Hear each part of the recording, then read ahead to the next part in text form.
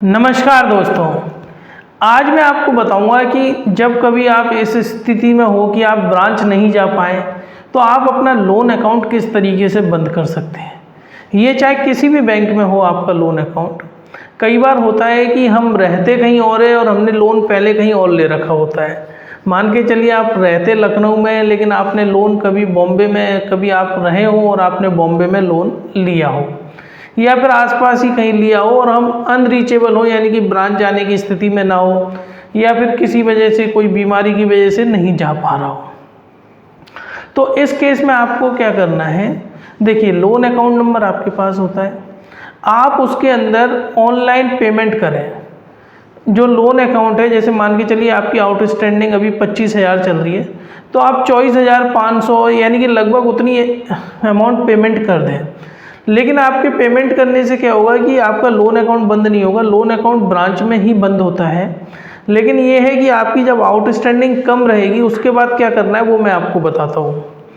एक बार आपने पेमेंट कर दिया, अब देखिए क्या है आज की डेट में जितनी भी बैंक हैं उनकी ब्रांचों का एक स्पेसिफिक मेल आईडी होता है जो कि बहुत कॉमन होता है। अब मैं आपको एसबीआई का एग्जांपल दूँ, स्टेट बैंक ऑफ इंडिया में आप अपनी ब्रांच का ईमेल आईडी बहुत आसानी से निकाल सकते हैं। ब्रांच में आपको ब्रांच कोड पता होता ही है, ब्रांच कोड आपकी पासबुक पे मिल जाएगा या फिर आपके जो अकाउंट स्टेटमेंट है उसमें मिल जाएगा। अब जैसे किसी ब्रांच का पास ब्रांच कोड 11314 है तो उस ब्रांच का ईमेल आईडी हो जाएगा sbi.11314@sbi.co.in।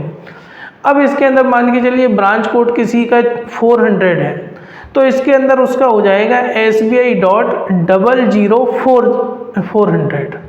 मतलब 5 डिजिट का आपको बनाना है। अगर 2 डिजिट है आपकी ब्रांच के तो पीछे आगे आपको 3 जीरो लिख देने हैं।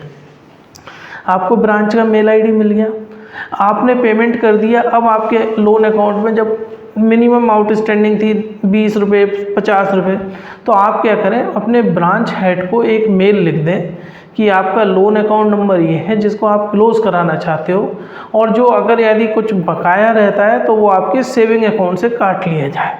आपको उसमें सेविंग अकाउंट का भी नंबर मेंशन करना है और जहाँ तक हो सके मेल के साथ एक राइटिंग में एक एप्लीकेशन दे दें आप जिस पे आपके ऑफिस जो सिग्नेचर जो बैंक रिकॉर्ड में है वह हो। और सबसे अच्छा यह रहेगा कि अगर आपका ईमेल आईडी जो रजिस्टर्ड है उसी से मेल करो तो बहुत अच्छा है। अब ये चीज़ हो गई। अब दूसरी चीज़, आपको ईमेल करना नहीं आता, आप ज़्यादा पढ़े लिखे नहीं हैं, आप समझ नहीं पा रहे कि क्या है, तो आप क्या करें, आपके जो नियरेस्ट जो भी ब्रांच पड़ती है, जैसे एसबीआई में अगर आपने लोन लिया है तो एसबीआई की नियरेस्ट ब्रांच में आप जाएं, वहाँ पर आप अपनी एक एप्लीकेशन अपने केवाईसी डॉक्यूमेंट के साथ ब्रांच मैनेजर को सबमिट कर दें। ब्रांच मैनेजर क्या करेगा, वो सारे केवाईसी डॉक्यूमेंट वेरीफाई करके जो उसका ऑफिशियल मेल आईडी है उससे वो उस ब्रांच के ऑफिशियल मेल आईडी पर मेल कर देगा जिससे कि आपका काम हो जाएगा बहुत आसानी से।